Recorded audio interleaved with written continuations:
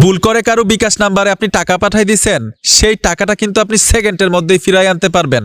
যেই নাম্বারে পাঠাইছেন ওনারে ফোন দিতে হবে না, হাত জোর করতে হবে না যে ভাই আপনার বিকাশ নাম্বারে 10,000 টাকা চলে গেছে, আমারে ফিরাই দেন। আপনি নিজেই কিন্তু ফিরাই আনতে পারবেন। অস্থির একটা টেকনিক আজকে শিখতে পারবেন। শিখে রাখেন, এখন কাজে নাও লাগতে পারে, কোনো না কোনো একদিন কিন্তু বিশেষ কাজে আসবে।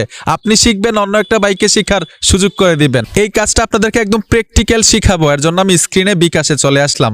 আসার সাথে সাথেই প্রথম আপনাদেরকে ব্যালেন্সটা দেখাচ্ছি, একদম সহজভাবে আপনাদেরকে কাজটা শিখাবো। ব্যালেন্সে টাচ করে দেওয়ার সাথে সাথে 32,118 টাকা আছে। ঠিক আছে, এখন আমি কারো নাম্বারে টাকা পাঠাবো, পাঠিয়ে সাথে সাথে আবার ব্যাক করে নিয়ে আসবো। এই যে দেখুন, আমি সেন্ড মানিতে টাচ করে দিলাম, দেওয়ার সাথে সাথেই এইখানে একটা নাম্বার দিয়ে দিব। ধরুন আমি এই নাম্বারে টাকাটা পাঠাবো 01982569948। এই নাম্বারে টাকাটা চলে গেল। ধরেন ভুল করে আমি পাঠাই দিছি আর কি। কিভাবে ব্যাক করে আনবেন এটাই দেখাবো। 500 টাকা পাঠালাম, নিরাপত্তার জন্য আমার পিনটা হাইড করে দিলাম। তারপর হচ্ছে এখানে দেখুন সেন্ডে টাচ করে এখানে টিপ দিয়ে ধরে রাখলেই কিন্তু টাকাটা চলে যাবে। যে দেখুন টাকাটা কিন্তু সেন্ড মানি হয়ে গেল। এখন ব্যাগে এসে দেখবো যে দেখুন ব্যাগ চলে আসলাম, আমার ব্যালেন্সে কত টাকা আছে, 500 টাকা পাঠাইছি কিনা। যে দেখুন টাচ করে দিলাম, 31,618 টাকা আছে। ঠিক না, 500 টাকা কমে গেল। এখন আমি টাকাটা ব্যাক নিয়ে আসব। ব্যাক করার জন্য টাকাটাকে এখানে দেখুন সেন্ড মানি লেখা আছে, সেন্ড মানিতে পুনরায় আবার টাচ করবেন। ট্যাপ দেওয়ার সাথে সাথেই যে দেখুন যেই নাম্বারে আমি 500 টাকা পাঠাইছিলাম সেই নাম্বারটা এবং 500 টাকা দেখাচ্ছে। এইখানে লেখা আছে বাতিল। আপনি চাইলে বাতিল করতে পারবেন।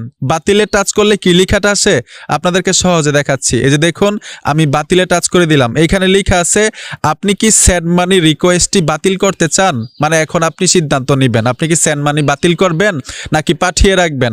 বাতিল করার জন্য এখানে যদি হাতে টাচ করেন অটোমেটিক বাতিল হয়ে যাবে। এই যে দেখুন আমি হাতে টাচ করলাম, অটোমেটিক কিন্তু বাতিল হয়ে গেল।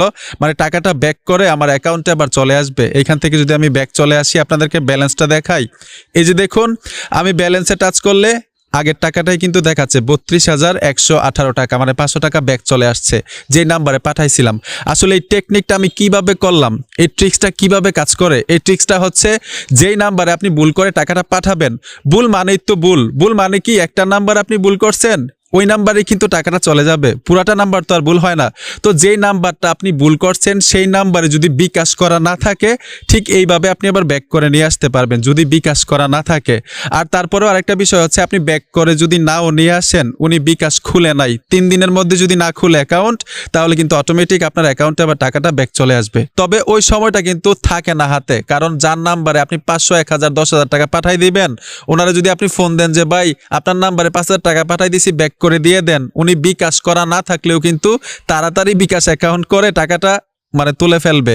তো এর জন্য ঠিক এইভাবে চেষ্টা করবেন, যদি বিকাশ করা না থাকে নাম্বারে আপনি নিজে নিজে ওই মানে ব্যাক করে নিয়ে আসতে পারবেন সেকেন্ডের মধ্যে। এটা আমি দেখাইলাম। যদি বিকাশ করা না থাকে কিভাবে ব্যাক করে টাকা নিয়ে আসতে হয়। আরেকটা গুরুত্বপূর্ণ বিষয় হচ্ছে যেই নাম্বারে টাকাটা পাঠাইছেন, ধরুন ওই নাম্বারে বিকাশ করা আছে, ওই টাকাটা আপনি কিভাবে ফিরে পাবেন, ঠিক একই প্রসেসে ফিরে পাবেন সেন্ড মানিতে গেলে না, ওইটা কিন্তু ওইভাবে ফিরে পাবেন না। ওইটার জন্য আপনি অবশ্যই কাস্টমার কেয়ারের সাথে যোগাযোগ করতে হবে। কাস্টমার কেয়ারের সাথে যোগাযোগ করার পরে আপনার কাছ থেকে কিছু ডকুমেন্টস চাইবে, সত্যি কি আপনি টাকাটা ভুল করে পাঠাই দিয়েছেন ওনাকে। যদি সঠিক ডকুমেন্টস দিতে পারেন, যেই নাম্বারে পাঠাইছেন ওনারে কাস্টমার কেয়ার থেকে ফোন দেওয়া হবে, ডাকাবে আর কি অফিসের মধ্যে, তখন তারা প্রমাণ নিবে। যদি সঠিক প্রমাণ দিতে পারেন, যদি ভুল হয়ে থাকে অবশ্যই আপনি টাকা ফিরে পাবেন কাস্টমার কেয়ারের মাধ্যমে, আপনি নিজে নিজে পারবেন না। আর যদি ভালো মানুষ হয় আপনি ফোন দিয়ে বলেন যে ভাই 5,000 টাকা পাঠাই দিছি ভুল করে, আমার নাম্বারে আবার ব্যাক দিয়ে দেন। যদি ভালো মানুষ হয় দিবে, না হলে কিন্তু আপনি কাস্টমার কেয়ারের সাহায্যে টাকাটা মানে ওনার কাছ থেকে নিতে হবে। তো বন্ধুরা আশা করি সবকিছু সহজে বুঝতে পেরেছেন। ভিডিওটা দেখে যদি মনে হয় কিছু শিখলেন, অবশ্যই সাথে থাকবেন। দেখা হবে নতুন ভিডিওতে। এতক্ষণ ভিডিওটা দেখার জন্য সবাইকে ধন্যবাদ।